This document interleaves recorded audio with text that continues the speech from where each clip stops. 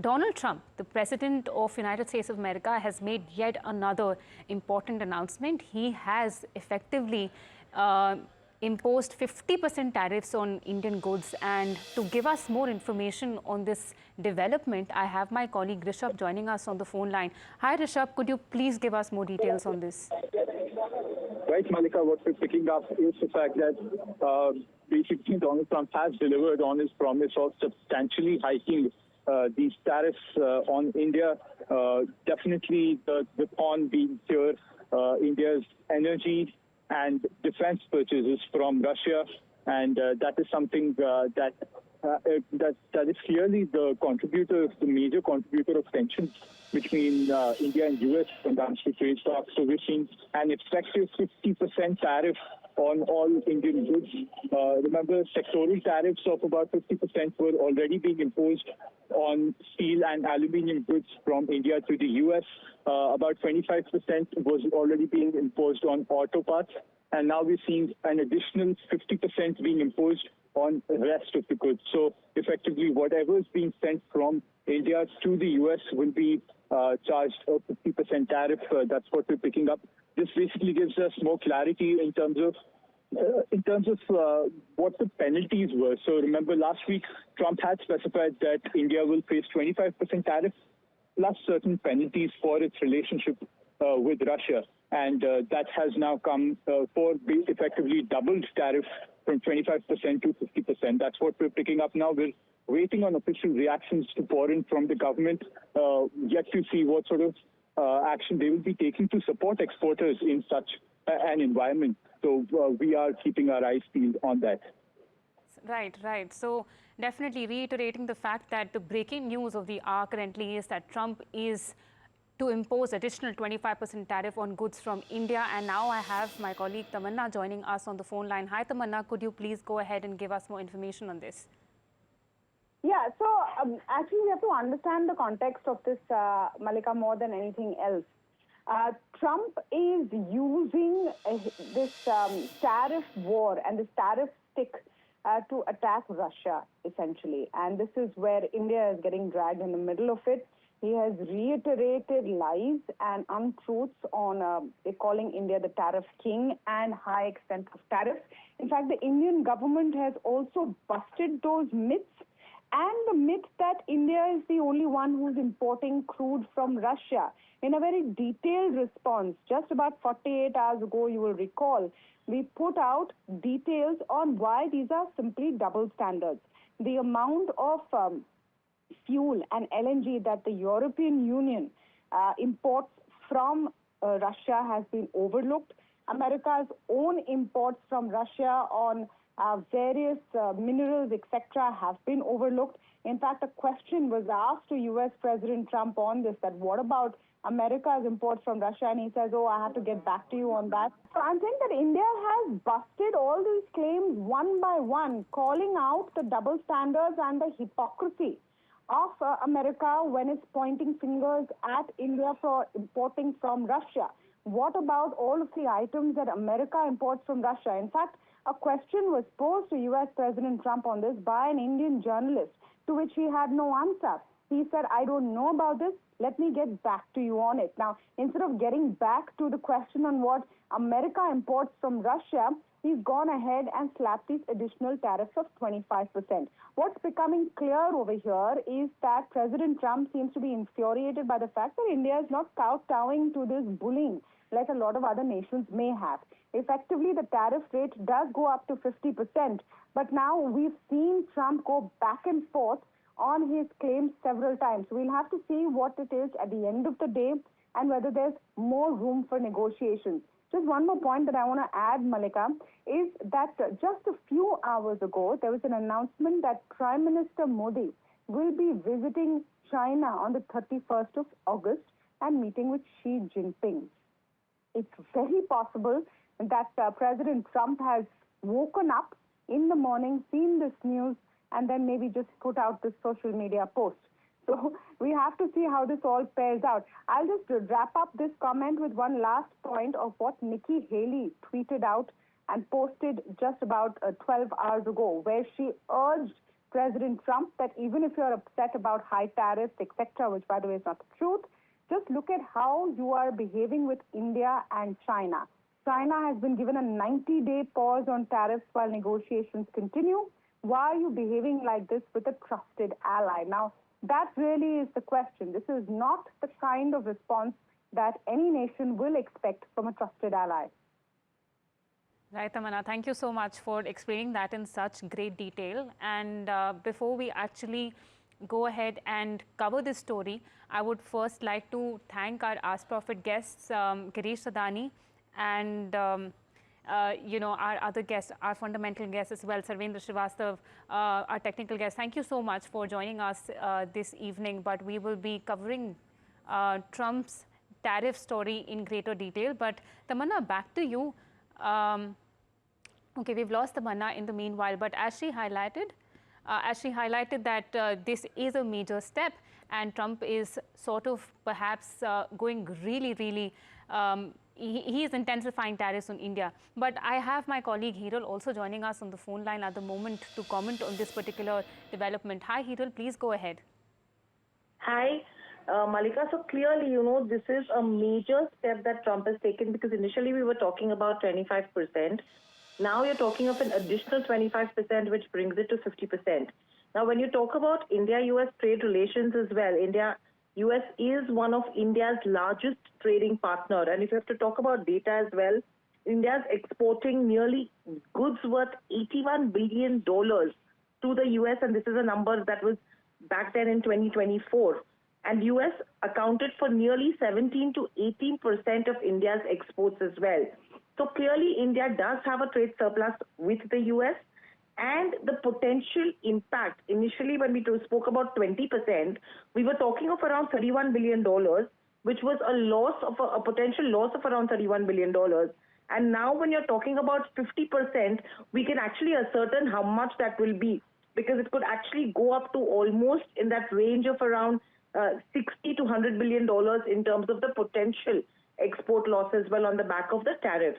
Now, clearly, the sectors which have the highest tariff differential with the US as well, there will be sectors like animal products, footwear, transportation, and chemicals. So these are few of the sectors which we should be keeping our eyes on. Seafood, pharma products, iron and steel, gems and jewelry, nuclear reactors, electrical machinery. These are the ones where, the export value trade balance data is what we have.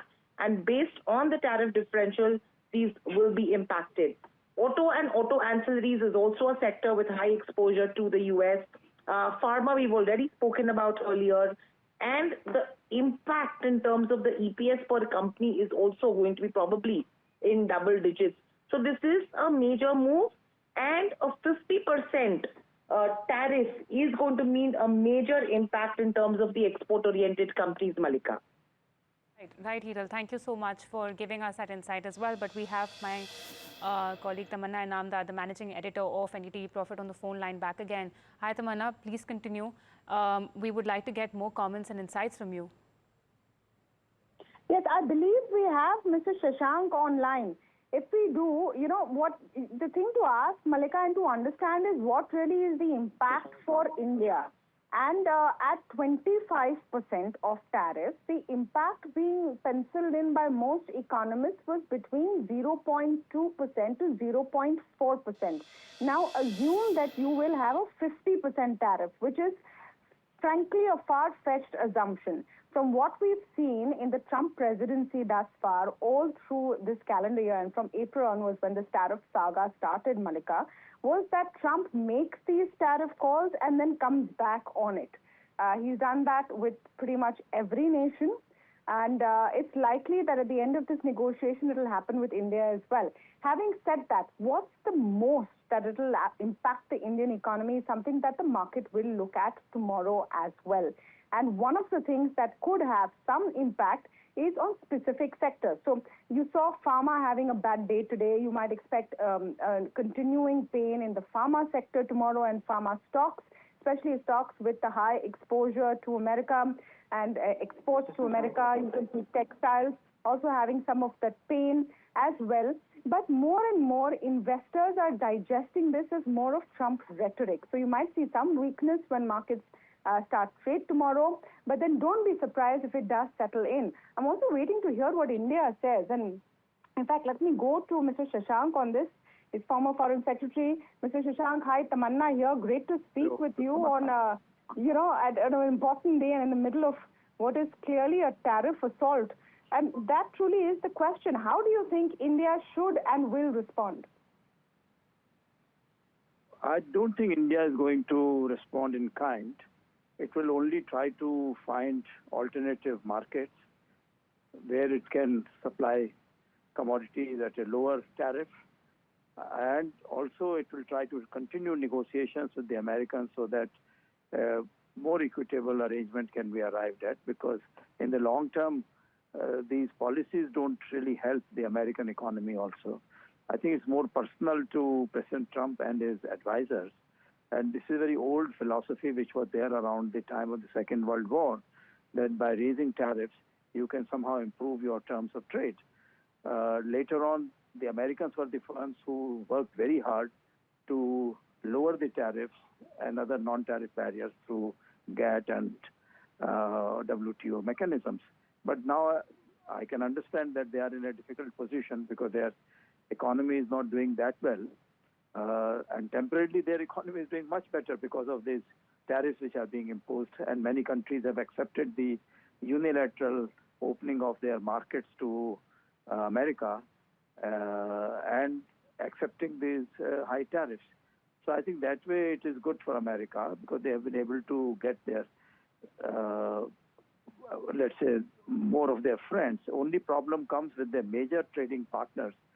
There, I think there has been no progress, whether China, whether Mexico, Canada. And India is willing to take the pain because India would like to improve relations with the United States, would like to work out a bilateral trade arrangement. But we understand that they have problems on their side, and they are not able to convince the Russians and Ukrainians to come to a settlement and to stop the war. Because once that war stops in Europe, I think perhaps most of the problems will go away about purchase of the oil and other commodities from Russia, because after all, USA and EU also are buying these commodities from Russia. Exactly. They continue their purchases, and they continue their purchases for very, very sensitive items as well. Sir, please do stay on with us because, we need to get more aspects of where that diplomatic conversation goes and how much room is left there. But I also have Mr. Pankaj Murarka on the line with me, and this is an important take to have in view of how markets will respond tomorrow. Pankaj, hi, Tamanna here. Markets have really been able to absorb these tariff shocks by and by because, frankly, to be honest, it's because no one's taking what Trump says seriously. And you expect that he'll say 25% one day and it'll go back to something else.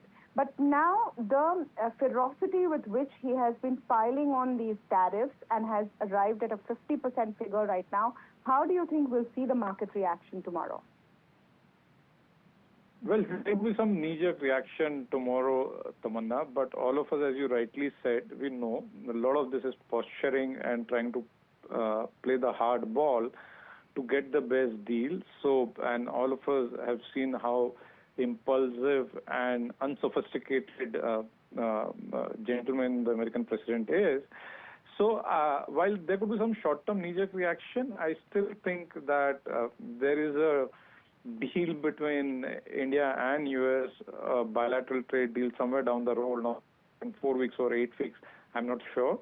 I just want to put one more thing in context. See, there was a point of time in 1998 when India did nuclear tests and declared itself as a nuclear nation, and US imposed economic sanctions on India. At that point of time, India economy was a much smaller economy at under about $400 odd billion. Yeah. You've dealt with US, whenever US had dealt a tough hand with India, this is not the first time they're doing it. You've dealt with in the past. Today, Indian economy is much bigger, much larger, much more stable. So, meaning much to one's disliking, these kind of things do happen. But I think as an economy, as a country, India can still deal with it economically And I still believe that there is a bilateral trade deal somewhere down the road, whether 4 weeks or 8 weeks, whatever the time it does take. Yeah, I mean, that seems like the logical conclusion. And there is an important meeting in Russia, which the Americans are also happening, so maybe things will diffuse there. But having said that, Pankaj, where do you see the most impact in terms of Indian economy and Indian companies? Because we know about pharma to some extent, textiles, but do you see other sectors also getting impacted? Well, the bigger impact of these tariffs is on labor-intensive, export-oriented industries. So, which essentially is at the forefront is textiles, gems and jewelries, which will get impacted the most because it's easier for U.S. customers to switch those orders or their buying power to some of the neighboring countries or the competing countries where tariffs are much lower. Now, if Vietnam is at 20% and India is 50%, it always makes sense for global customers, let's say like a Walmart, to source their textile from Vietnam. So to that extent, I think labor-intensive industries will get impacted much more in that sense because there, and it's easier, for these U.S. customers to, as I said, to switch to these neighboring countries.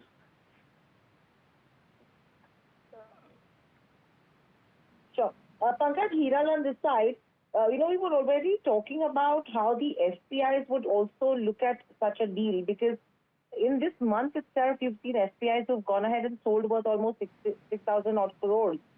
Do you think that the FPI sentiment also could stay weak because India's relative friend of US, beneficiary of China plus one image, is actually taking a knock now?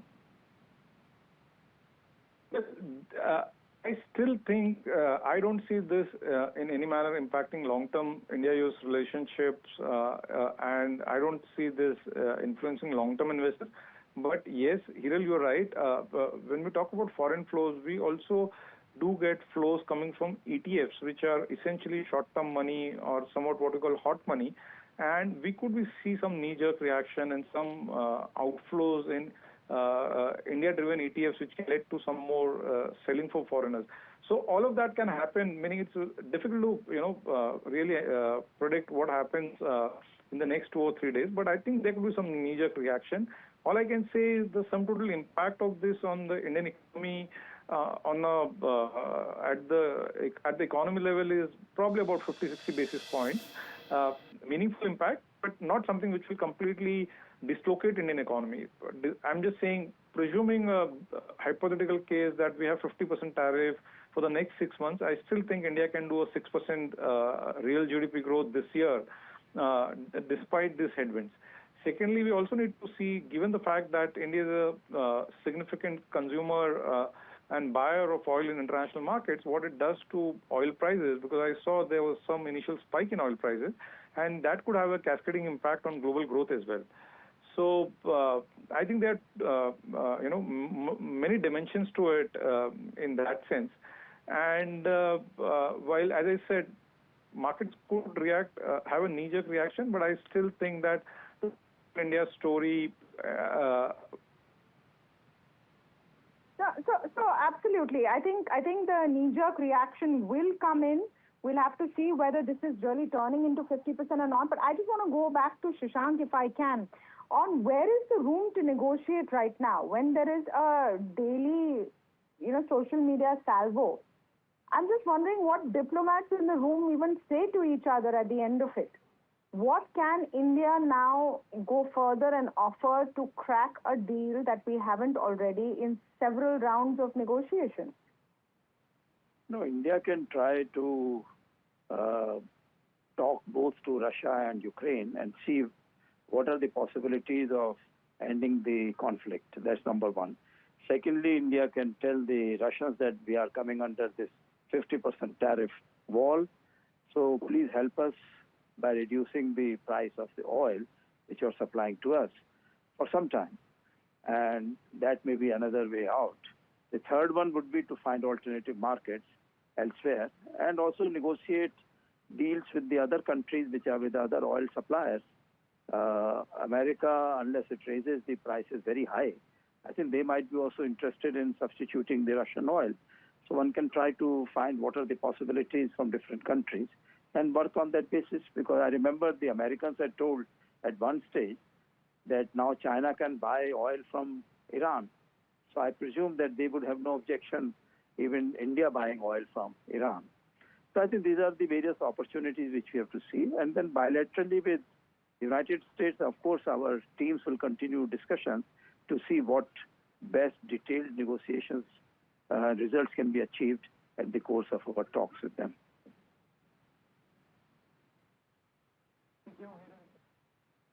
Shashank, so overall, you're talking about negotiations that could continue. So would it be right to say that the hope of an eventual trade deal, which will not be at 50%, and the 50% getting reversed is still there, taking into consideration Prime Minister Narendra Modi's visit to China as well? No, Prime Minister visit to China and the visit by our National Security Advisor and later Foreign Minister to Russia, I think they were all in the pipeline, and they are with reference to the Shanghai Cooperation Organization Summit in China and also President Putin's visit later in the year to India. So I think those will continue because India has a role to play in the Eurasian region, and we are trying to build up all these infrastructure connectivity projects in Eurasia and with Russia. So they will go ahead. The point is that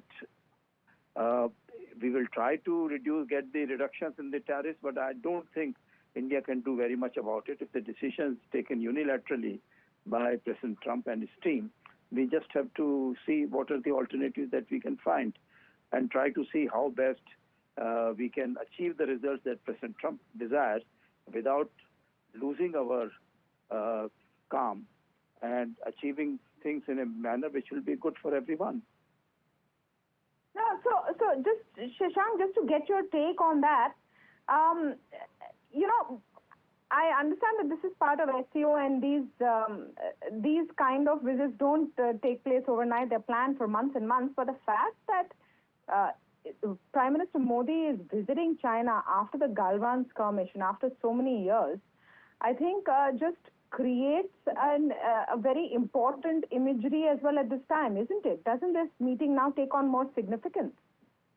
No, because India-China relations are extremely important in their own right. For some time, we felt that Chinese were hand in gloves with the Pakistanis in promoting terrorism in India. And when Pakistan tried to attack the Indian air bases, whereas the Chinese and the Turks, they were helping them in a very online and hands-on manner. So I think that's why we were not very happy with that. But I think apparently there is some change in that. And ultimately, we have to make sure that we have a dialogue going on with our important neighbors so that our interests are kept in mind by the leaders of the country. So we have to continue talking to the Chinese also and see what best arrangements we can work out. I mean, after all, we were the ones who pulled out of the RCEP because we didn't want to give our market to access to China at that time. But maybe now we can think in a different way. If we can put together the commodities and some other services and investments and some other kind of projects whereby India's interest will be taken care of. Because if you were not willing to give China investments in India by saying that, okay, we do not know how you are going to put your sensitive things inside the projects and then take all our information, secret information out. But I think if the Americans are trying to do the same thing, keeping all their online platforms, all their information in America, so you have no access to that. So I think therefore we have to see how best to take care of our interests. And whoever is able to give it to us, whether Chinese or Russians or the others, we'll have to work on that basis. Santosh Rao also joining in to this conversation, Head of Research Partner at Manhattan Ventures. Santosh, thank you so much for your conversation with us. Morning. When this whole tariff war began, all bets were that India would be first to the finishing line with a trade deal in hand, which would be beneficial to both sides. it seems to have turned into a very, very different story. How do you think global investors will look at Indian equity in light of what is looking like a 50% tariff rate? Yes, near term, this escalates this issue to a totally different level. It's not very constructive, not good for India, of course, but there's a lot more at stake than economics. There's national pride. There are other things going on. It's a democracy. Things don't happen in a linear line, straight line. They have to take care of their constituency. And I thought President Trump would be more careful and more understanding of India's limitations as well. But that said, yes, in the near term, it's a shock. It's not constructive. It's not fair. It's very random. It's very erratic. And just on the way he's acted with Brazil, the way he's acted with Switzerland to some extent, and China is, of course, off the hook for some reason, and India is going after India. And some of the facts are just from what I'm reading and hearing, some of the facts, he doesn't have all the facts. I mean, they're exporting a lot of stuff or importing a lot of stuff from Russia. So things like that. So I think the dust will in the near term there's going to be a little bit of disturbance, some disruption rather, but I think better sense will prevail. That's my belief. He has a good relationship with Modi, but for some reason something went off track, and we thought India would be the first, like you said. It's not happening. They didn't realize how important the agricultural sector is to India. And I think there's some problem with communication, convincing, conviction, and all that stuff. So we'll have to wait and see. Yes, the near term, the headline is not good. There's going to be a headline shock. But I think there will be some. Let's see. I hope they meet at the highest level and sort something out and come to a decision. So I'm not giving up on good relations, but and U.S. You have to remember, U.S. by itself is also slowing down. Things are not going to turn overnight. He wants all this money coming into U.S. It's not going to happen overnight. So in the near term, there is slowdown. The labor market is weakening, is softening. So he has to be careful in terms of really disrupting the whole trade dynamics for U.S. and the worldwide rather. So let's see where it goes. But near term, not good news, not constructive, and net negative for India more than US. Net negative for India more than US. Can you just go back on that, Santosh, and just clarify that as well? Why do you think it's net negative more for India than the US? Because, yes, they are a large export market for us, but we are also a domestic-led economy, isn't it? I mean, it's their inflation rates which will go up for the average American consumer, and especially if it comes to generic drugs and pharma exports. Yes. In the long term, in the near term, I think India, like I said, in the near term, there's more shock to India than US because we've seen so far the tariffs have had no effect on the company's financials. They're all reporting good numbers. In fact, earnings are much better than expected. It was expected that earnings will rise 4%. They're already at 8 to 9%. So we haven't seen the full effect of tariffs. So I think that's what they're counting on. They think it's not a big deal, but it is going to be a big deal down the road for US. I think companies are still winding down their inventories, using up that thing. So they have a buffer in terms of passing down the costs. But at some point, they will pass down the cost to the consumer, and it's going to affect the inflation rate here. But that's a little further down. But in the near term, I think India does have the depth on a relative basis compared to other countries. They can withstand this for a while. But just to keep it very in the long term, I don't think India wants any disruption to their flow. They have some targets that they want to hit also in terms of growth and moving to the next level of GDP. But I think that's what I meant. Like in the near term, there's going to be the news flow is going to be negative. It's going to affect foreign investment into India because they're going to slow down, not because anything's wrong with India, because they just want the dust to settle. They don't know where this is going. And same thing is happening in the US. A lot of CEOs don't know what's next. Pharmaceutical companies don't know what to expect next. So many things going on. So there's a little bit of disruption, slowdown. Everyone is like, just wait and see what the next step is, just because he's very erratic, very inconsistent in the way he's acting and very so I think that's going to play in US. It's already playing, but in India it's going to play more, and it's going to show up more because the depth that India has is less than what US has. US can withstand a little disruption, but India, I think, needs to stay on track and not afford too much disruption. Ajay Sahai is joining us from FIO, giving us the exporter's point of view. Mr. Sahai, do you see this as a massive hit? 50%. We don't have the details. It's just been an elan which has been done actually, that 50% is the tariff, 25% extra for imports from Russia. What is the kind of impact you see? That's absolutely shocking and disappointing. It will be severely impacting India's export to US because then most of these sectors, we will be outpriced in the market by around 30 to 35%. Most of our competitors will have a tariff in the range of 15 to 20%, where we will be subject to 50%. It is likely to impact roughly 55% of India's export to the US, balance 45%, which is under Section 232. This 25% additional tariff will not be applicable. So probably that market will retain, but for the balance 55%, we have to be ready to take a jolt, and probably that kind of duty differential is not possible to absorb. Yeah, even we were approaching the government to provide some kind of support to us, but now the difference is so wide, neither the industry nor the support from the government will be able to bridge the difference in the landing price of the products from India vis-a-vis our competitors. Okay. Shashank, thank you so much for joining us. Upasana Bhardwaj is also joining in. Let's get an economic view on this and an economist's view on this.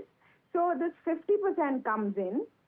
What's interesting as well is that this is 21 days after the date of this order is when this goes into effect. Now, I don't know if this is going to be looked at as, again, 21 days of a negotiating period. What is going to be the impact? Upasana, if worst case scenario, 50% is the tariff rate, what is going to be the impact for the Indian economy? See, there are 2-3 aspects here I would just like to highlight. As you just mentioned, it is effective 21 days later. And I think what really matters here is that these 21 days does provide a window for more detailed negotiations. We might have some productive outcomes out of that. And it may not eventually turn out to be as adverse as it appears today. But having said that, obviously at the moment, the 50% tariff, plus I would also highlight that, the other segments which already had a 50% also witnessed additional 25%, which means that, the steel, aluminum, copper, etc. go up to about 75%. Now, that overall is clearly negative, and I would agree with the other panelists who mentioned that, effectively, if we exclude the exemptions, then about $55 billion out of the $90 billion is something which comes under stress worth of exports to the U.S. So clearly, this is going to be a difficult time. How much of, this entire increase in tariff gets shared between different stakeholders from, our exporters in India to the U.S. corporates, to the U.S. consumers, that needs to be seen. But there is a limit to which margins, how much of, absorption can be done to this increase in cost, and hence the margins will take a hit significantly. So I guess this is clearly, it's looking more and more negative as we progress. But given that we have a 21-day window, we can only hope that we would arrive at some kind of a negotiation and close a deal, which is slightly more palatable. Upasana, do stay on with us. Mr. D.K. Mittal is joining us now on the conversation, of course, former banking secretary. Mr. Mittal, thank you so much for speaking with us as we're trying to make the most sense of what has been, unfolding at this furious pace. First, let's start with the impact. And do you think that the 21 days that has been given for this to come into effect is essentially a negotiating period which has been put out for India and the United States? Absolutely. That's a window for the purposes of bringing negotiation on the table. And that's why they have delayed it. Maybe they will delay it further because they want to use the threat of more duties on Indian exports and negotiate on the terms which US wants. What can India now bring to the table in your view, Mr. Mittal? Because there have been extensive negotiations going on, and from what we understand, the red line now has been drawn at access to our agricultural sector. This does not seem something that we're going to relent on. Reducing our imports from Russia, is that what you see as the next step? So let me divide into three parts. One, that what is being done by the US is against all principles of discussions, trades, tariffs get globally. US was one of the sponsors of WTO. WTO works on a principle of most favored nation treatment to everybody. There is no policy, no framework, no exception to any country to raise duties on anybody and start charging duties as you want. It's not permitted. So they have demolished WTO, and I am confident after some time they will come back again that we want WTO. The second part is when they impose duty, it is ultimately a duty on their own imports. Their own customers will have to pay for it. How do we assume that we have to bring back the prices to a level that the prices in the US remain the same? The only issue is if there are other competitor nations, right? They have a lesser duty. To that extent, that can happen. But that's something to be seen for each product. See, the product classification at 8-digit level, it does not mean that this is the same product. So it is each product export in each group which has to be seen that what is the uniqueness of that and can anybody replace it easily.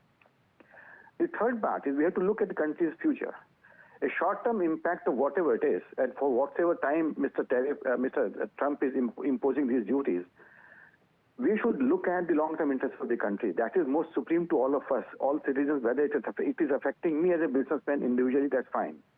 But country needs to live, and we need to be together with the government to support it out. Today, if we yield on what US is asking, then we are demolished. As a country, we are destroyed. I don't think anybody wants that. Because if the country is destroyed, those who are exporting today and going to suffer, they will also get destroyed. So let's not look at that. And the last point for me, dealing with the US is much different than we dealing with any other country. There, the government is driven by the corporates. Each government has some favored corporates. And when I've seen that in the government, how those corporates reached out to us, and how did we get a quid pro quo for the country's interest in many things. So it is a question of the government has to be very carefully looking at. I mean, they have so many pain points. Boeing case is a fit case when the country should say that there was a fault with the Boeing, the Air India flight. There's no doubt about it. But we are not doing that. And there are similarly many more cases, many more business interests of the US corporates in India, where we should say that if you're pushing us to corner, then we have no choice but to push you to corner as well.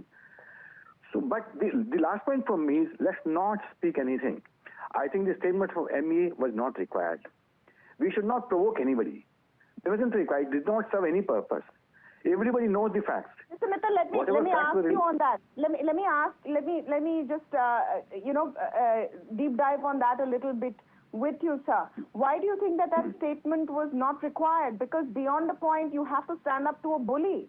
At some point, you have to stand up to a bully, and this is essentially bullying. It is not. You see, that statement could have been as analysis of some of the reporters. See, we wanted to bring facts to knowledge of everybody. A statement by the government is a very strong thing. Why do you want to have that? It doesn't serve any purpose whatsoever. You could always ask media, press, or anybody to give out these facts as their own analysis, which is in public domain. There's nothing great about it. But what is the purpose of announcing with the government and taking a fight of the nature? Knowing a person is unreasonable. Knowing a person who should be rational with India when they look at India as a partner and they want to punish India. So it is not strategically correct. It doesn't serve any purpose. It has not achieved anything. So we are not talking to anybody who is rational, who follows policy of the world, who believes in WTO. We are not talking to anybody like that. So if this was to end, ideally it should have been done somebody in the Washington Post, not in India.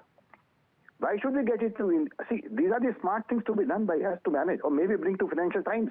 They put up the news and what for India is being punished. So that carries much more weight. It has a much more impact on the Trump government than what has come out through the MEA statement. It is unfortunate that we went into that trap, and that's why he got a ground to say, okay, I will put 25% more. And even now, we should not react anything officially from the government side. Absolutely no need to panic. We should stand hard with absolutely head high, and there's no need to take. And we are always ready to talk. We should always be ready to talk on senses, and we should always be ready to talk with facts and figures and see that how does it serve my interest, serve your interest, and beyond that, it's not possible for me to go down. There is no other way to deal with it. And see, another point would be the courts have been giving very, very judgments in the Supreme Court whether the president has powers or not. Now, that's a fit case. We have such an Indian diaspora in US. They are very powerful, very effective. There are so many lawyers. I mean, they could be put into courts, into the importing, and all importers are unhappy about it. The importers could really gang up there and go, okay, what is this happening? No, you disrupt my supplies. I have taken contracts of some of the inputs coming from India, and they now become 50% costlier. My contracts are only frozen. What do I do? So these are so many options available to us. We should try to stand up to this, what to say, a war on our national respect, national dignity. We should stand up to that in a very smart manner. We should not be having a street fight with them. There is no way. He wants a street fight. He's a street fighter. That's what he enjoys. And we should not get into that. No, so Mr. Mehta, looking at your formidable reputation and experience in the WTO, my question to you, and it could be a very simplistic question, is why is the world taking this? Because India is not the only one who's facing this kind of street fight, as you called it. Isn't it time that an organization like the WTO steps in, that other nations step in and say, hey, this is not the way negotiations can go on? See, WTO has been destroyed by the US. WTO had teeth only through dispute settlement mechanism. So the US decided that they will not approve any judges, and that dispute settlement mechanism was destroyed about 10 years back. So WTO is now toothless tiger. They can't do anything. A statement from them, the WTO DG has no capacity or capability or strength or to say courage to speak against the US. There's no way they can speak. We should not expect. We should again, you see, we have many options available coolly. I mean, this is a time when China, US and India should get together. And the biggest threat to the US is the dollar. And the time has come in the world when countries need to take a leap that, okay, dollar needs to go down. And Mr. Trump is pushing the world to that extent. He's not understanding what he's trying to do. If the world unites, then they say, we will, say, Brazil already annoyed so much, South Africa so much. So fine, you don't want to deal with us. Okay, we also don't want to deal with us. My trade will get reduced by $40 billion, so let it be. We'll see that, what do we do? But if nobody will supply to, where will you live? I mean, China, they put duties on Canada. They're neighbors. I mean, this is total mindlessness. Mexico, 35%. What are you doing? They are your NAFTA partners. They live next to you. What kind of treatment you want to mete out to your neighbors? So look at the nature of the person with whom you are dealing. So my suggestion is absolutely be silent, act very tough back-end rooms, use all channels, including litigation channel in the US, use political channel in the US, which are the interested parties, use the screw tightening on the US interests in India, which are close to the Trump administration. Everything is available. And then combine with all countries. At this time, forget about anything. China, Russia, and Brazil, South Africa should come together and say, okay, very coolly without saying, dollar is not to be cleared debt by us. Let us see what happens. Who's talking right now? Nothing will happen. So, Mr. Mehta, that's an interesting point that you're making, but just for the benefit for all our viewers, we need to just recap what has happened so far. Initially, we were talking about a 25% tariff, which would actually come into effect on the 7th of August. But now an additional 25% tariff that has been imposed, and this will kick in effective the 27th of August. Those are the key details that we are picking up. And the major impact over here is going to be in terms of the export oriented sectors like pharmaceuticals. In fact, that has been one of the sectors that was ruling under pressure today.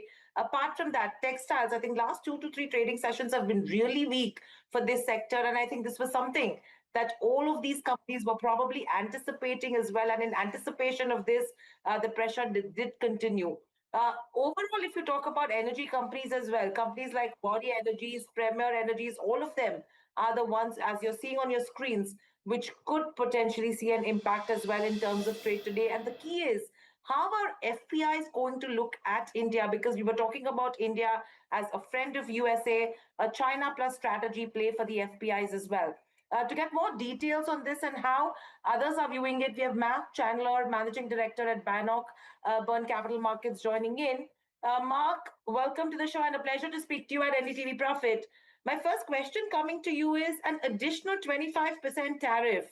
What would this actually mean, according to you, for the markets from here on? Because 50% is something I don't think so any other Asian country is looking at. I think you're right. This is a very high level of tariff. What amazes me, I'm an American, U.S. citizen, and the U.S. imports materials, agricultural things from Russia. And I'm surprised. It's not about like whataboutism, but it's really about hypocrisy in the U.S. foreign economic policy, putting a tariff on India and Indian goods coming to the United States. I mean, I think that it's hypocritical. And also, here's what's happening, right? The U.S. says if another country like China or India trades with Russia, we're going to punish Americans by raising the consumption tax. That's what the tariff is. So on one hand, I think yes, Indian sectors will be hurt by this. I do not expect India to stop trading with Russia, whether it's for oil or whether it's for weapons. I think that that's not going to change. And I think that the cost is going to be borne in the U.S., both in the short run as a tax on consumers, but also in the longer run as the U.S. seeks to build up an alliance against China. India was a key player in that. And now I think that this will strengthen India's traditional desire to be in a more non-aligned grouping. Yeah, that's an interesting point, Mark. But stay with us. Let me go back to Santosh.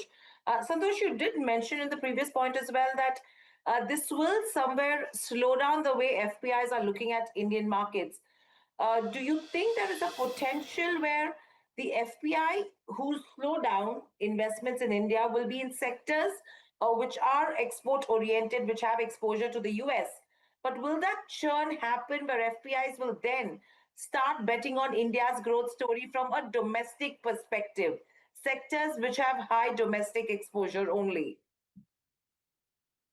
Yeah, it's too early to say. I think in the near term, it'll hit export-oriented companies.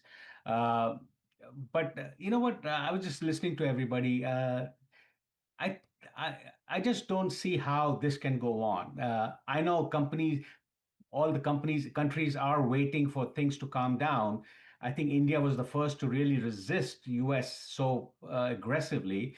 But better sense needs to prevail because we need a good trading order right now. So yes, it'll affect India in the near term, but we have 21-day cooling off period. So let's see where that goes. There will be some concessions on both sides, hopefully. But if it doesn't work, then yes, it's definitely going to affect companies and just affect the flow of funds into India because we don't know where that'll end. How aggressive, how much the Indian government wants to escalate this, and how much U.S. government wants to. So we just don't know at this point. At this point, it doesn't look right. It needs this inconsistency, this hypocrisy needs to be exposed.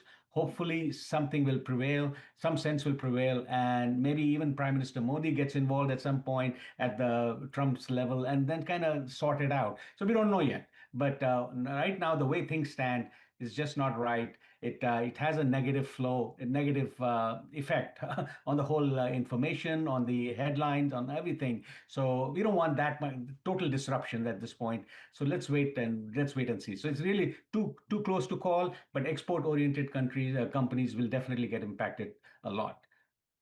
I mean, export-oriented companies will, and if you see your screens as well right now, 50% tariffs is where India is at. We are way beyond the other Asian countries as well. China is below us. So there is an absolute impact that you see in terms of sectors like textiles and pharmaceuticals, chemicals, etc. But Mark, we're talking about the impact in terms of Indian markets. But you also have an indirect impact that comes in terms of the US, where inflation is going to touch the roof with these kind of tariffs, when you're talking to companies from where you're exporting.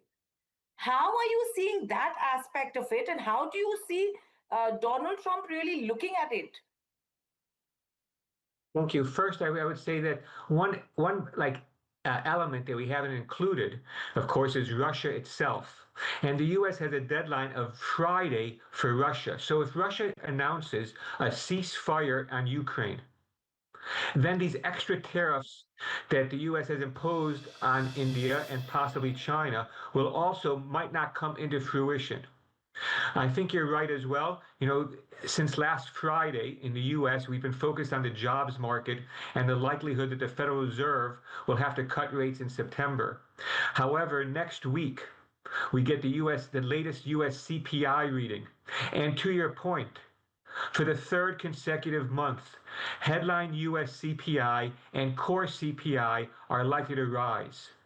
And so I do think that on the good side, we are seeing some of the impact of the tariff increases.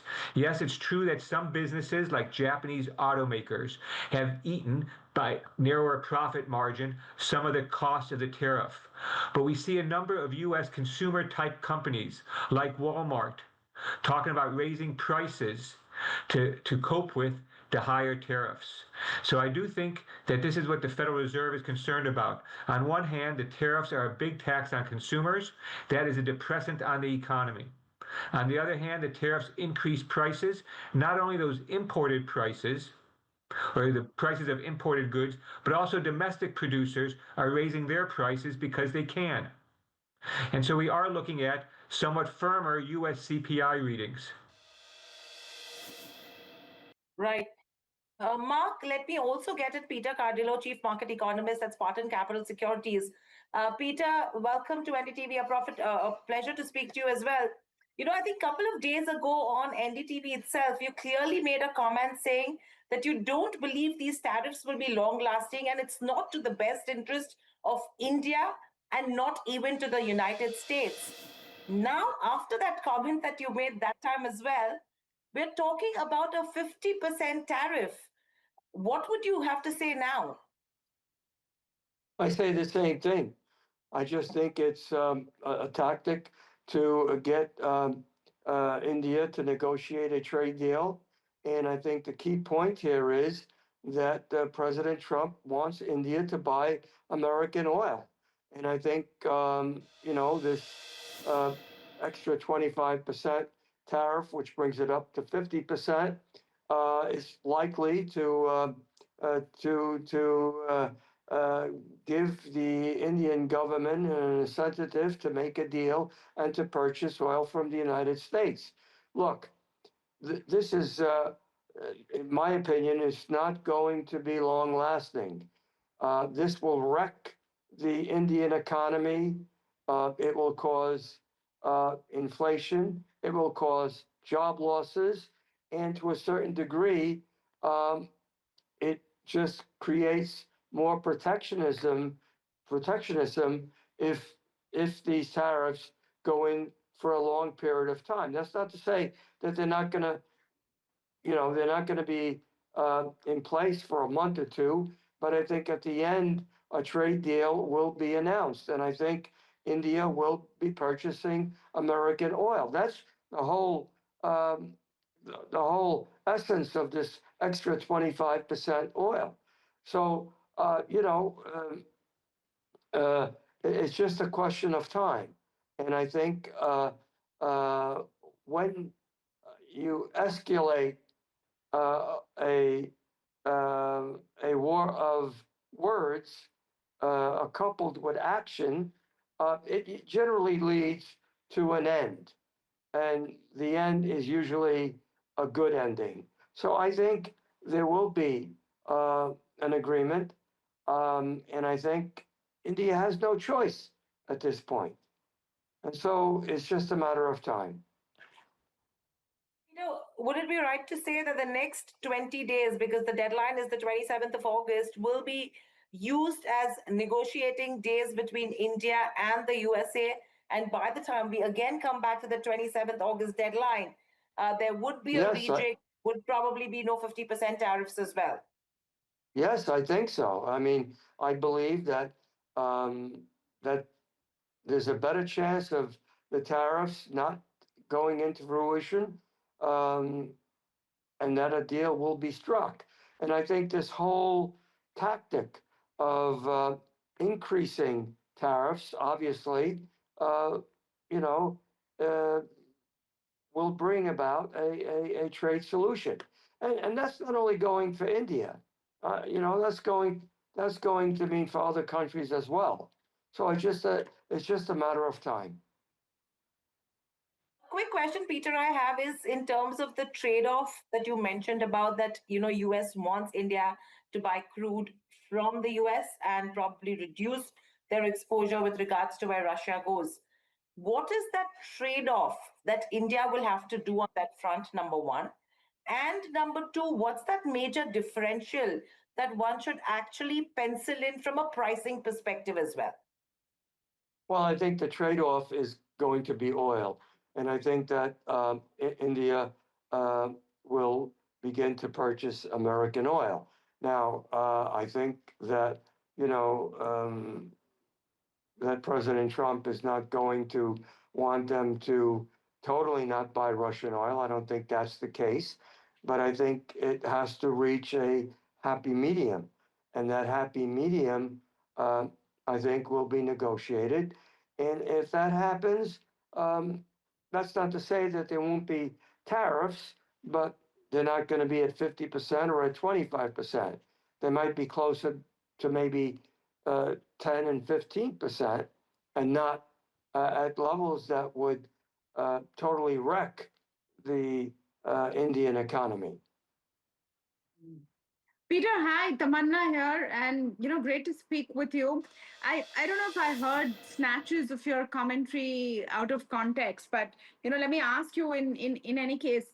I think I heard you say that India has no choice but to agree to what the terms are. Just wanted to get your view on that, because I think as far as access to the agriculture and dairy sector is concerned, that looks tough to give.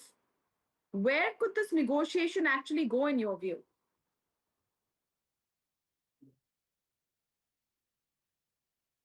Is that question directed to me? Yes, Peter, it is. Yeah, okay.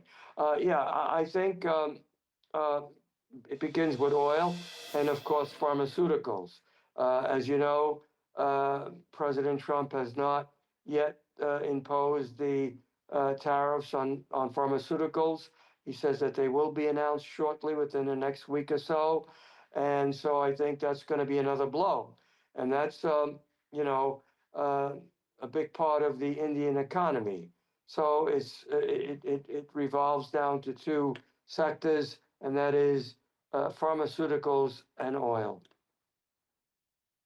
So pharmaceuticals and oil could be the blow to the Indian economy. I want to understand what's the impact for the American economy with inflation going up, these prices getting passed on. Can America actually afford right now, Peter, not to have cheaper drugs available when that's exactly what the president is saying he wants? Well, yeah, I mean, he wants cheaper drugs, imported cheaper drugs, not only imported, but he also wants domestic drugs prices to come down. And he happens to be correct on that. So I think that's, obtainable. But again, to obtain something, you need to put pressure. If you don't put pressure, you're not going to obtain anything. Remember, India needs the United States as a trading partner, and the United States needs India as a trading partner. Is also joining in our evening conversation today. We've been talking about the impact there, and we have Santosh with us as well. Santosh, from a foreign investor perspective, do you think that this is going to be taken very seriously? A 25% tariff on India, you're already seeing some of those FPI flows going in the opposite direction. Yeah. See, I think the knee-jerk reaction is going to be wait. President Trump has a habit of pulling back from the edge, from the ledge, rather. So I think let's wait and see. But yes, it affects everything. The foreign investments, I think that was the question. Yeah, like I said earlier, it's going to be, it's going to have a domino effect. We don't know how far it's going to go, how deep it's going to be. India is a huge market, and US knows that, with 1.4 billion, huge middle class, third or fourth largest economy in the world. So I think it's a huge market that cannot be ignored. Yes, near term, maybe there's some financial issues that can be settled up and down. But in the long run, I don't think we want a very disrupted trade relation with India. That's a given. But in the near term, I would think after the 21-day cooling period and see where the dust settles, there will be a little bit of back and forth.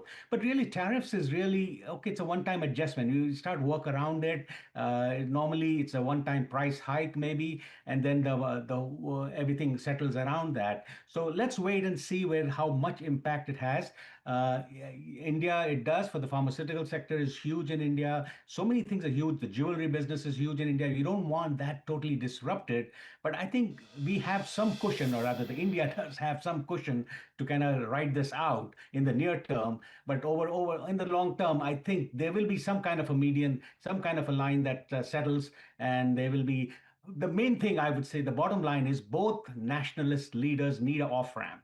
What is that off ramp? They need to preserve their identity, which is the strong leaders. So let's see if they can find the off ramp in this 21-day period, and I think they will, because it's in the best interest of both countries.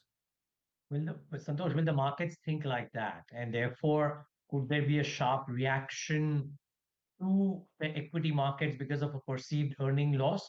Or will the markets believe that there will be an off ramp, and therefore let's not make this a big deal?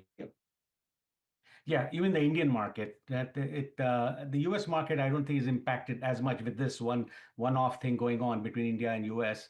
But the Indian market, yes, to some extent, the sensitive, the export-oriented sectors will see a huge impact there. But Indian economy is pretty big too. So overall, I think we are a 4 trillion economy. India is a 4 trillion economy. U.S. is a 32 trillion economy. They're a huge market. So India needs U.S.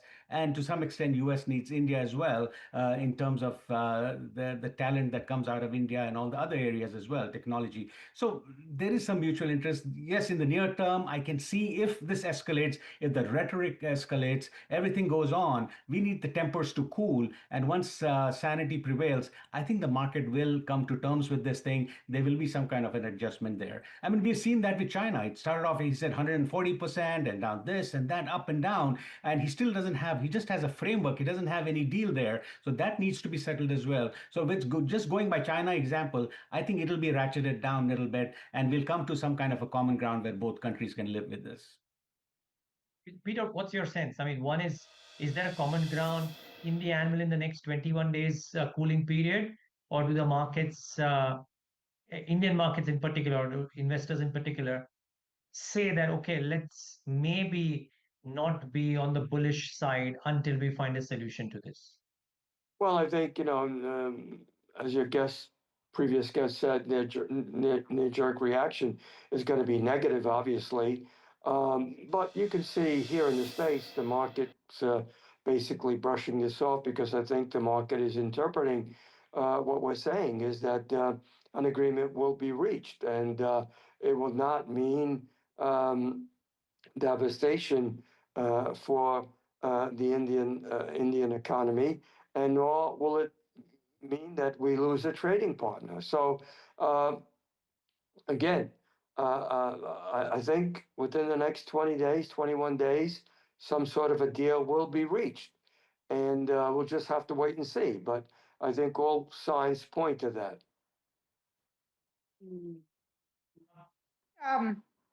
Wanted to talk a bit about what this off ramp could look like. And Peter, let me come to you on that point, on where really this goes and settles. India, and if you see the differential of crude, Brent versus what India imports from Russia, along with insurance and transport, et cetera, I think it comes down to about $2.5 a barrel. That calculation is out there. But the other side of it is, and I wanted to know your view on this, if India and China both stop or reduce their imports of crude from Russia and then start looking at the open market, you get crude prices going up significantly as well. This seems to be a game with no end, which has anyone winning on either side. Well, yes, that's true. That's you have a good point there, but also remember that oil prices in the open market have come down, and so I think the chances of Indian buying much more expensive oil is not necessarily going to happen unless the price of oil skyrockets, which I don't think that's going to happen. And remember that production is pretty high. And one of the reasons I believe that OPEC is raising production is not because of the present demand factor, but because they are looking forward to bigger purchases in the open market. So I think OPEC realizes that, and that's one of the reasons why we're seeing oil prices, under pressure for now, and probably balance out if both China and India begin to buy in the open market in the United States, from the United States. Okay. The last 24 or 36 hours, there has been a strengthening of ties and conversation between India and Russia on multiple counts as well. We've also seen India doing a visit, or Prime Minister Modi doing a visit to Japan and China. A first visit since the Galwan pieces happened. Santosh, how significant is this messaging from India in the wake of all that's happening, that we are, as India has shown for the last 24 to 36 months, doing what we think is best for our country and not intimidated by conversations and talks? And therefore, is this 50% tariff an attempt to do that? Or do you think India continues to do what it has done best over the last 36 months? Yeah, I think what Prime Minister Modi or India is doing with all these visits outside is definitely a good thing. I mean, it's showing that they're not going to go down easily. They are, I mean, they have a fight in them, and they have some levers to pull as well. So they are, I think, doing the right thing in terms of talking to these people who have been affected as well. So. I don't know where exactly that is going, how far that is going to go, but I think the immediate messaging is fine. It's good. It's showing that, yes, we are very close to Russia in terms of India, Russia, and we can't just jump ship. That's there at the very high level, at a very basic level. But I think overall, I think, I'm sorry, I forgot the full context of your question, but I think it's good that India is doing this. I think it'll come to, I think India is probably very likely discussing and seeing what the ramifications is. If they make concessions to US, how does that affect, so that Russia doesn't misinterpret things that they want to do? I'm sure India has a plan of what they want to do, and they have tremendous levers they can pull in terms of military equipment and energy and so many other things that India has promised to go to US for. And oil is not an issue in terms of price, because there's so much oil in the market. So oil price going up is not an issue. In the near term, maybe yes, but over the long term, in the immediate medium term rather, I think India can source its oil from other sources without a huge impact. Yes, it's not going to get it as cheap as from Russia, but definitely there is a lot of oil out there. So that's not a big issue at this point. So yes, there are a lot of talking going on. It's a good messaging from India that we are going to talk. We have a stake in this whole thing, and we have relationships. We are a big player in this geopolitical game going on, and we will play our hand strongly. So yes, in this 21 day, you'll see a lot of gamesmanship, a lot of messaging going on from both sides till we come to a common ground. I think a common ground is something, Santosh, that will be absolutely needed. But thank you so much for joining us at NDTV Profit. But an important statement that is coming in from the Ministry of External Affairs. What they've come out and said right now is they've released a statement that the United States has in recent days targeted India's oil imports from Russia. In addition, what they've said is that we have already made clear our position on all of these issues, including the fact that our imports are based on market factors and done with the overall objective of ensuring the energy security. In fact, India will take all actions necessary to protect its national interests. That's the key. In fact, Tamanna, that's a very important statement and a very strong statement that the Ministry of External Affairs Ministry has said that India will take all actions necessary to protect its national interest. Over to you on this. This is where the conflagration starts. But Hiral, we had a commentator a short while ago saying that India should not have sent out the first statement. But my point is that enough is enough. There cannot be a point where you keep kowtowing to bullies. That's what India has said. I'm just going to reiterate that statement because it's an important one from the Ministry of External Affairs that is coming in right now, saying that US has in recent days targeted India's oil imports from Russia. We've made clear our position on these issues, that our imports are based on market factors and energy security for Indians. It's extremely unfortunate that US should choose to impose additional tariffs on India for action that several other countries are taking. Actions are unfair. So exactly what you have said, Hiral, why this is an important statement is because then the question is, do you keep pandering? Do you keep pandering to a bully? And clearly, India is saying no. Mr. Ajay Bagga is joining in on our conversation. And Ajay, we spoke at 2 this afternoon when we were talking about let's wait and watch what happens. This has clearly escalated and escalated quickly. It's gone from 25% to 50% and a very strong response from India. Whatever happens next, I think it's very important that India has come out and made its position clear. Yeah, very much. This was needed from India, but it's very unfortunate, Tamanna, overall, because if you look at the executive order, they're only talking about Russian oil. Nobody's talking about Russian LNG, Russian gas, Russian uranium, Russian fertilizers, which are going all over the world. There is no talk of China.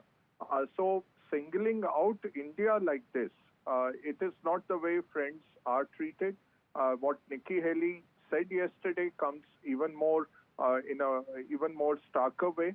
The good point is probably it is a negotiation tool because 21 days have been given for this to take effect, and the US team is expected in India around that time. So will there be anything held in abeyance? The second thing now, Indian companies are already taking it as something that's happened and are taking evasive action. But the government needs to now up its movement. So on the export side, you need to subsidize. You need to make sure that employment is not hurt.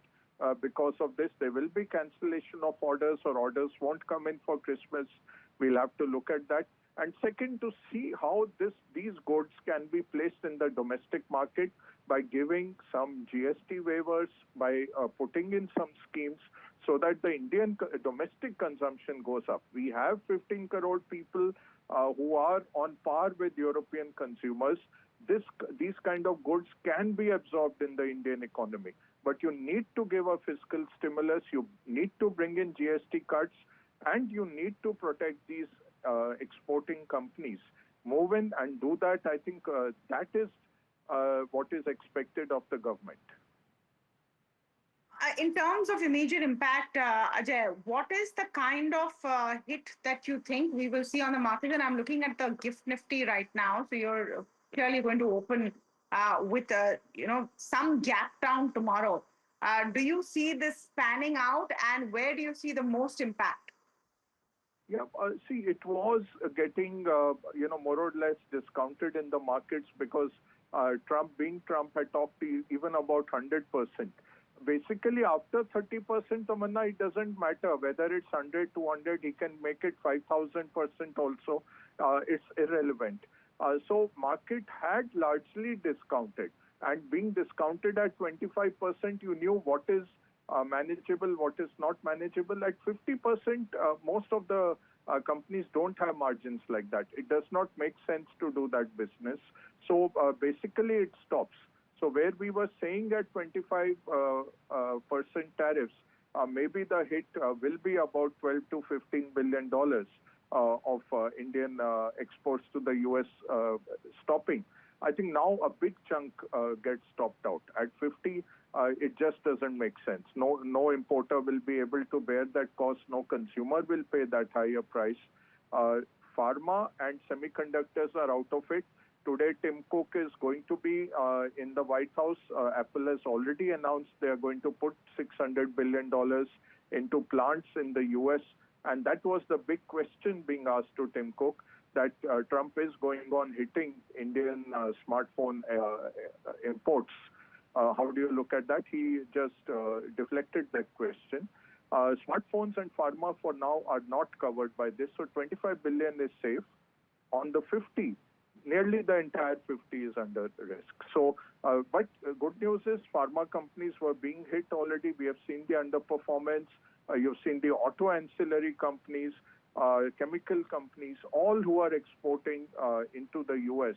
The market has a big list ready, and those companies are largely discounted. So I don't see a very big impact on our markets beyond that first wave of selling. Will it have an impact on FPI sentiment? Difficult to say. A lot of money does come from the US, and that's where we have to make sure that we are curt, we are strong, but we are not rude. We should not rule out other investments coming into India. So it should not become a total free-for-all. We have to play by the rules, and it is the biggest market in the world. We have to give it that respect. It's one of the biggest investors into India. We go by a rules-based and a very strong way of doing things and avoid any public statement apart from what the MEA is putting out as our official reaction. Right. Ajay, everything said and done, you're saying that, initial reaction, yes, there could be something knee-jerk. FPIs have been sellers. I think this month itself, we saw selling worth 6,000 odd crores. Today itself, we've seen a sell number of 5,000 odd crores that has come in by the FIs. If they don't come in terms of the Indian markets, maybe they might not sell. Do you think there is a potential of a sector rotation that could happen? And if so, it's going to be the domestic oriented sectors which will see that churn happening. That's where the FPI money will come in, because that's where there is security right now and no uncertainty. We're still looking out for those 20, 21 days of uncertainty when the 50% actually comes into effect. So, you're about 860 billion of total exports, 430 billion being goods exports. So there is a risk there. There will be Chinese dumping, there will be Korean dumping, excess goods from all across the world start coming into our markets also. So all those issues will be there. Mostly investors will now turn into the domestic sectors. So be it financials, be it domestic-oriented autos, be it industrials, power, cement, all those kind of things. Metals are too dependent on the global macro.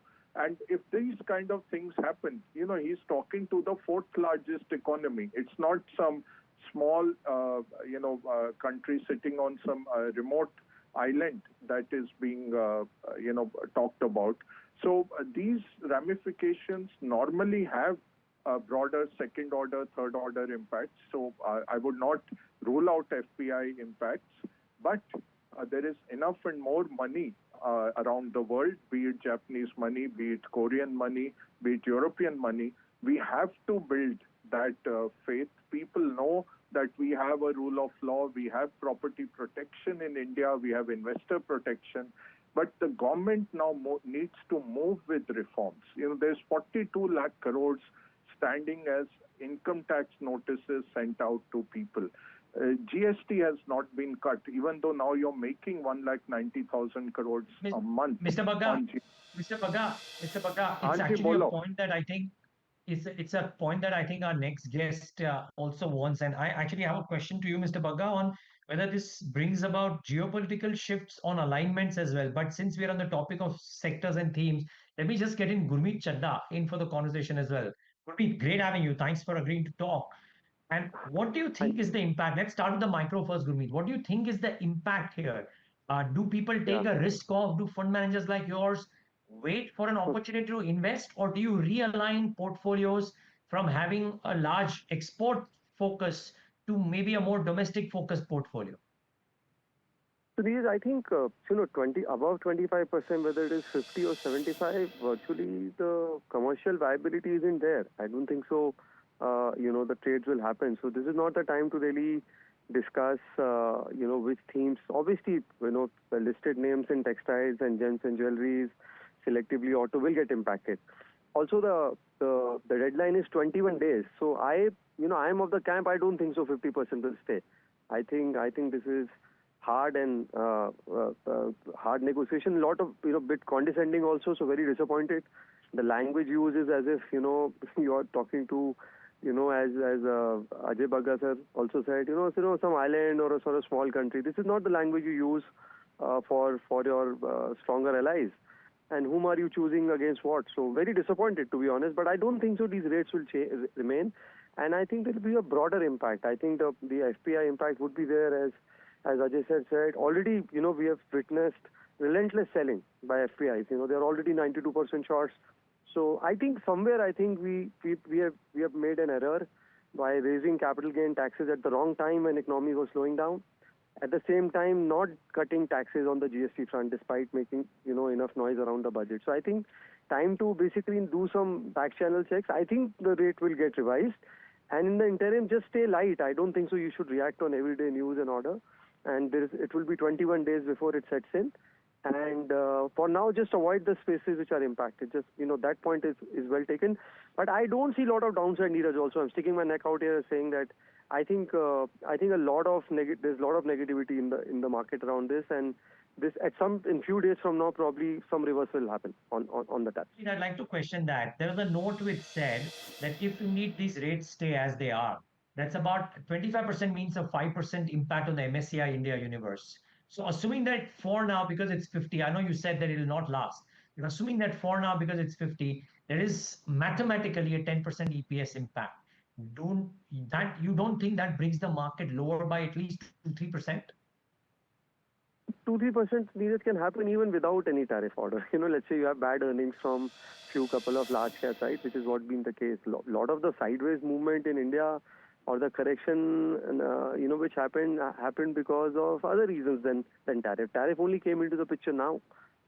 So, that impact can happen, but this is not an event which can take down markets by 10-15%.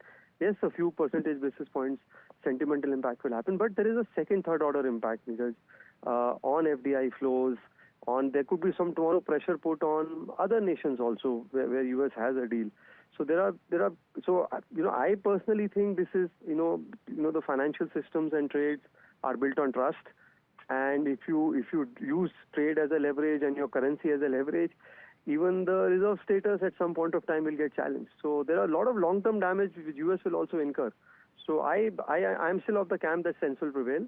And analyzing this mathematically to me would be keeping it too simple. There will be a lot of second, third order impacts needed. In terms of just Gurmeet, hi, Tamanna here. In terms of the here, tomorrow we will see a bit of a gap down because of just the enormity of what's happening, and to add to it the fact that India is coming and, hitting back. We're not sitting quiet. We're saying this is extremely unfortunate. We've responded very sharply. Do you think that any gap down is an opportunity also? So, a large gap down, it's an opportunity, but if you see it seems like a more slow grind to me, Tamanna, the way markets have been. And markets are also differentiating. So if you see, for example, IT, where numbers were weak, the IT stocks have corrected. Even the star performers like Persistent, Coforge have corrected. We have seen good impact on textile stocks like Gokuldas and others of the world, where tariff will have a bigger impact. And relatively less impacted sectors like banking, like some of the defense name after the orders came of 67,000 crore per. So market is differentiating. It's not that everything is going down, right? It's clearly differentiating where there is, and that's the beauty of the market. It will price in things. One good thing, and I'm saying this amongst all negative news, is now you can discount the impact. I think earlier there was a lot of uncertainty, right? 25 additional. So now, you can discount some impact. And in next 21 days, hopefully, these rates, it's happened with China also. They raised, but China retaliated. Eventually, there was a pause. So I'm sure, something will get worked out. But for now, I think just stay light. Sometimes there is a tendency to react on every day and buy on every day. Sometimes it's just, good thing not to do much. Just stay quiet, use cash to your advantage, and once things settle, it's fine. It's not that you are 0% in equity, right? If you're 0% in equity, yes, obviously you should keep adding more. But if you have an asset allocation in place, do not react on a daily basis. Gurmeet, Hiral on this side, when you're seeing a knee-jerk reaction right now, also if you see GIFT Nifty, you're seeing almost 100 points cut, which is 0.4% lower, which is probably telling you that yes, there could be some bit of resilience. But do you think we could go with this 100 points GIFT Nifty cut to take cues for opening trade for tomorrow? See, I'm saying, nobody knows, what Nifty, what it opens, and I think GIFT Nifty is no longer an indication in terms of how the market pans out. But assuming the reaction, I think the reaction is more muted, even on additional 25%, because the market somewhere is also pricing in that these rates will not stay. But if these rates stay, which is what Neeraj said, then it is not simple mathematics. Then practically you're talking about trades not happening. 50% no trades will happen. And there are second, third order impacts on flows, etc. So, and I think we are also ruling out that India will not respond. Who knows, we can respond in terms of tax cuts, in terms of doing some low-hanging fruits, in terms of increasing FDI limits on few sectors, capital account convertibility, GST cuts. I think a lot of it will have, response will also come on the domestic front. So I think because the macro picture is stable, oil is well behaved, CAD is in check, I think our ability to respond is better, and that is where probably market is drawing solace. Gurmeet, you've made a very, very good point. The reaction so far on GIFT Nifty, we don't know what's going to happen tomorrow morning, of course, shows that it's fairly muted. And, we all three of us are going to be back tomorrow to look at how the market's open. And Neeraj, Hiral, just that's the point. As we brace for impact, I think a couple of things that have become clear, and I'm just recapping how I see it, and then you guys comment on how you see it, is that India that has been mute, that has been measured, that has been very, very careful with its response, has finally said, "Bhai, enough is enough. We heard you. We told you what the truth is. You don't want to listen. Doesn't mean we're just going to take it. And that, you will dictate to us, stop buying from there and stop buying from here." There has just been no response to all the facts that India has put out. So we're well within our rights to do what we have done. Now, at the end of the day, what will be the long, far-reaching impact on the economy? Will we come back to the table? Because this is a, very deep relationship with the US. It's not about one or two people. I think that is something that everyone's betting on. But I think safe to say tomorrow is going to be a rough and tumble in the morning. Yeah, absolutely. Probably rough and Hiral, you tumble, first. Tamanna. Yes, okay. So clearly, because I think when the 25% tariff was announced as well, we did see that knee-jerk reaction. Markets did fall, but there was a good recovery that did come in as well. So I think from what Gurmeet is saying, what Tamanna is saying, and the way we're looking at it, yes, a possible knee-jerk reaction that could come in. But another key aspect that we should consider is what everyone is talking about, is that whether India should remain calm, whether they should avoid retaliation and wait and watch if anything comes in, in the next 20 days, because the next 20 days will be used as a window for negotiation. And just one last point out here. I mean, or are the two points rolled into one? One, does this lead India to, a lot of people are talking about whether this creates the formation of new trading blocks, because people will think of an uncertain bully as not being a reliable long-term partner. And two, from a market's perspective, 92% long short, right? And I mean, usually when such extremes are reached, markets tend to bounce back. They need a reason. Could the reason be an eventual resolution between the India and the US at whatever number it turns up to in the next 21 days? And does that actually squeeze out the shorts? I think that's the key thing, because the market right now is terribly short. I mean, the bad earnings season is priced in, this is priced in. So let's wait and watch if that is what actually happens. Sure, there could be a knee jerk tomorrow. Sure, it could actually dip over the next 2-3 days as the FI selling continues. But does that provide the reason for the markets to move up from those levels? And Gurmeet, I believe you are back with us. Just one quick follow-up. That be the play here. Stay light, as you said right now, but another 300, 400, 500 points lower with the kind of shorts in the system and a potential resolution, because as you said, these tariffs won't stay. Does that provide the trigger for the equity markets to move back higher?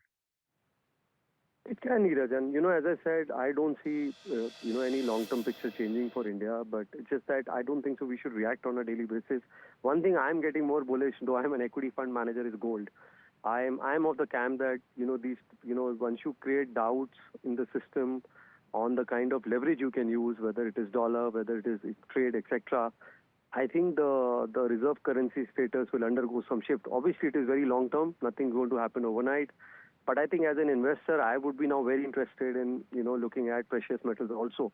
So I would say that, just hold on for a bit. Sometimes, it's good to, stay light a little bit, let things unpan. But if it's a large correction, if it's more than 500 points, definitely, I think it makes a lot of sense to add, money. And there is resilience. There are strong domestic flows.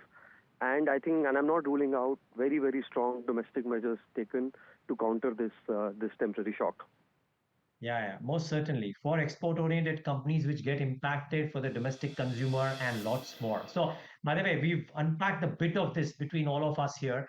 Tomorrow, expect us to do it even more. In fact, even later on in the day, expect us to do more. But tune into all our social media handles, because they're completely updated with all the math, the developments, and the opinion from both local and global commentators. But for now, we need to slip into a very quick break. So stay tuned to NDTV Profit for more news and updates.